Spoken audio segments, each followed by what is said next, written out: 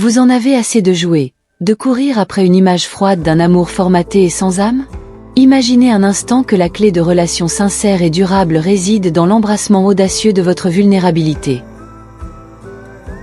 Et si être vulnérable était, en réalité, votre plus grand atout amoureux?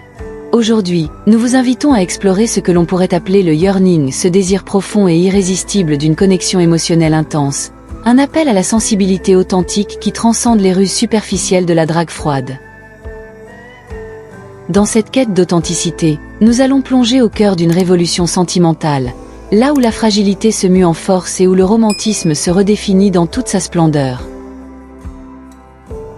Le terme yearning évoque bien plus qu'un simple désir ou une envie passagère. Il incarne ce besoin vital de se sentir compris, aimé dans nos failles autant que dans nos triomphes.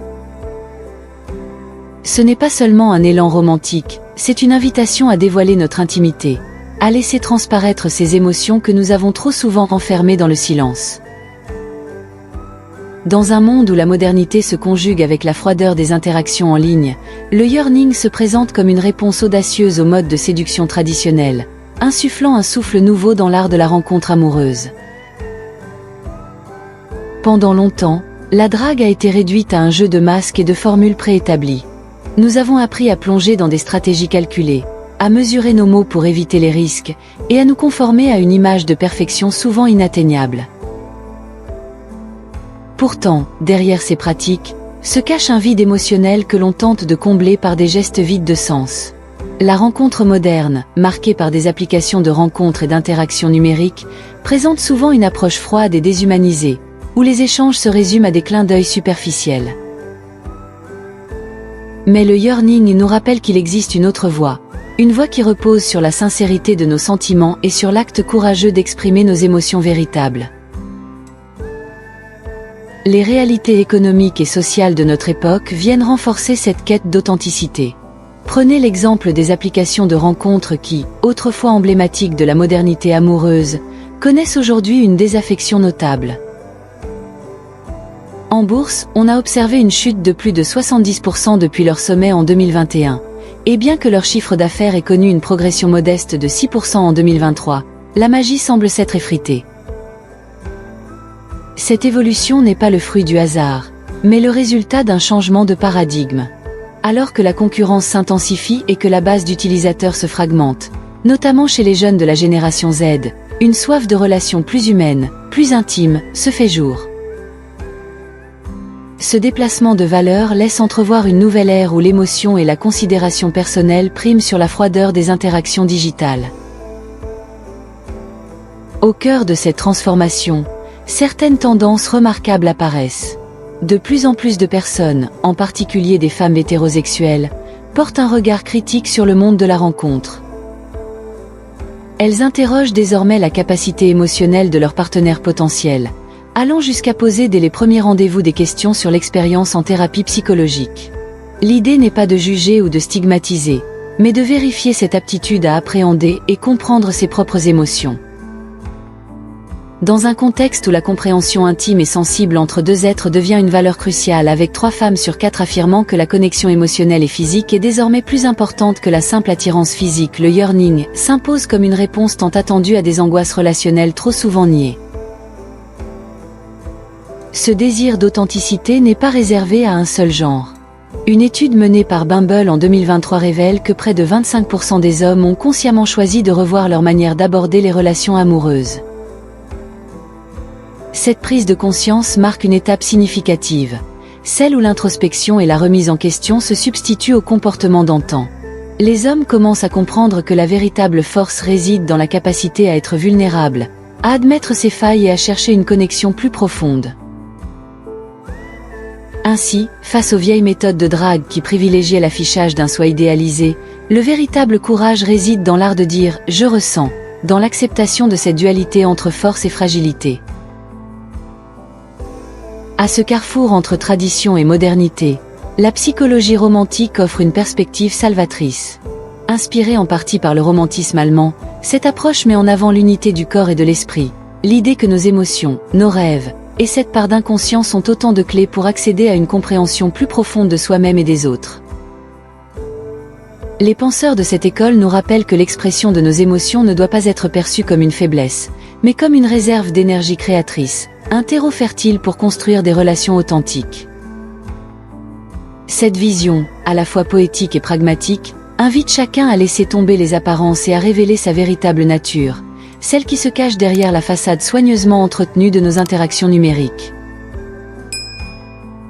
Laissez-moi vous raconter une anecdote qui illustre parfaitement cette transformation intérieure. Il y a quelques années, j'ai rencontré une femme dont la sensibilité me frappait dès le premier regard. Elle avait ce regard qui balançait entre l'espoir et la douleur, une invitation silencieuse à découvrir la profondeur d'une âme qui avait connu ses partages et ses solitudes. Lors d'une conversation qui aurait pu se résumer à de simples échanges banals, elle a osé parler de ses peurs, de ses doutes, et de son besoin pressant d'authenticité. Ces mots résonnaient comme une mélodie familière, une confession intime qui brisait les codes habituels de la séduction. Ce moment, aussi bref fut-il, a transformé notre rencontre en un véritable échange d'âme, où l'honnêteté émotionnelle surpassait de loin l'artifice des relations superficielles. Cette histoire personnelle n'est pas l'exception, mais le reflet d'un changement culturel profond. De plus en plus d'individus, lassés par les rencontres formatées et les mascarades digitales, se tournent vers une approche du « je ressens » qui privilégie l'authenticité avant tout. Pourtant, admettre sa vulnérabilité n'est pas chose aisée. Nombreux sont ceux qui craignent d'être perçus comme faibles ou déstabilisés. Le chemin vers l'acceptation de soi passe souvent par la peur du jugement et des incompréhensions. Mais, paradoxalement, c'est précisément dans ces moments de doute que se cache la force véritable. Chaque larme, chaque moment de fragilité partagée, ouvre la porte à une intimité plus profonde, à une relation basée sur une authenticité qui ne connaît ni masque ni faux semblant. Les conseils que nous allons aborder ne sont pas de simples astuces de séduction, mais des invitations à un voyage intérieur, un cheminement personnel vers une meilleure connaissance de nos émotions et de notre humanité. Pour apprendre à exprimer votre « je ressens » sans avoir peur de paraître faible, commencez par vous accorder du temps. Prenez le temps de vous retrouver, de méditer sur vos émotions et d'identifier les moments où vous avez été le plus authentique. Osez parler de vos peurs et de vos espoirs, même si cela vous semble déstabilisant. Dans vos échanges avec vos proches ou dans vos rencontres, laissez transparaître cette part de vous qui aspire à être vue et entendue. Apprenez à reformuler vos ressentis en mots simples et puissants, qui témoignent de la richesse de votre monde intérieur. N'oubliez pas que chaque émotion, qu'elle soit joyeuse ou douloureuse, contribue à forger la personne unique que vous êtes. Soyez fiers de votre sensibilité, car c'est elle qui vous permet d'établir des connexions sincères et profondes. Intégrez également dans votre quotidien des moments de réflexion personnelle. Que ce soit par l'écriture, le dessin ou la simple contemplation, trouvez des moyens d'exprimer ce que vous ne pouvez pas toujours parler. Ces instants d'introspection vous aideront à mieux comprendre vos sentiments et à les partager plus naturellement avec ceux qui vous entourent. De même, engagez des conversations qui vont au-delà des banalités du quotidien. Posez des questions sur les rêves, les peurs et les espoirs de vos interlocuteurs. En créant un espace d'échange où la vulnérabilité est non seulement acceptée mais célébrée, vous contribuez à bâtir un environnement propice à des relations authentiques et enrichissantes. Au fil du temps, vous constaterez que cette approche reprend ses droits et transforme vos interactions. Vos relations deviendront plus profondes, plus réelles, et vous trouverez en vous la capacité de nouer des liens solides fondés sur une compréhension mutuelle et une sincérité sans artifice.